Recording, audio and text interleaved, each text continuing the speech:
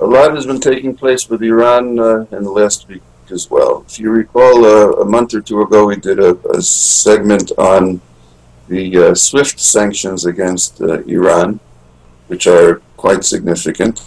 Last week, the head of the Iranian Central Bank publicly stated that Iran has managed to create an alternative to the SWIFT system. He didn't state any details.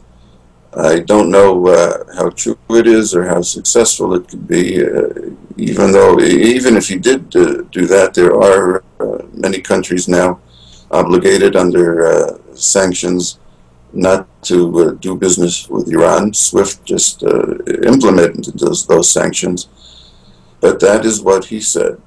A think tank in Washington called the Institute for Science and International Security posted on its website last week, Thursday or Friday, pictures of the Parchin military facility that inspectors at the IAEA want to inspect.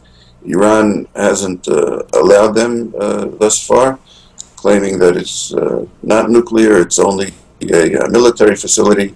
These photo images that the Institute posted shows Iran sanitizing it, is the word that's being used. They're taking things down, taking buildings down, making it look less like a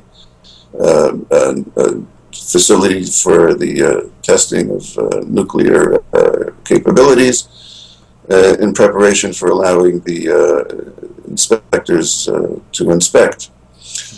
Also, there was a long article on Friday's New York Times. I think actually it was a segment of a book that's to be published on the America's cyber attacks against Iran. President Obama started these cyber attacks soon after he came into office.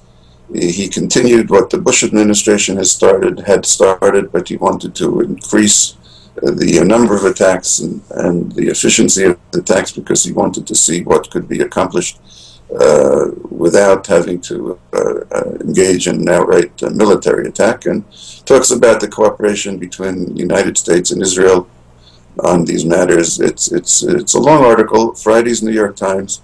It's very worthwhile reading.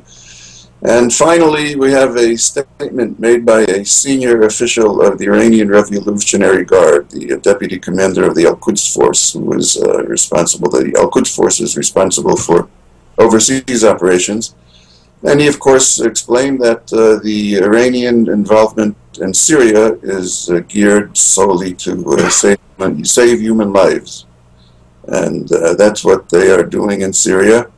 A day or so after that interview was given, it was somehow taken down. But the statement of this, the deputy commander of the Al-Quds force and of the Central Bank of Iran, are both from official Iranian news sources.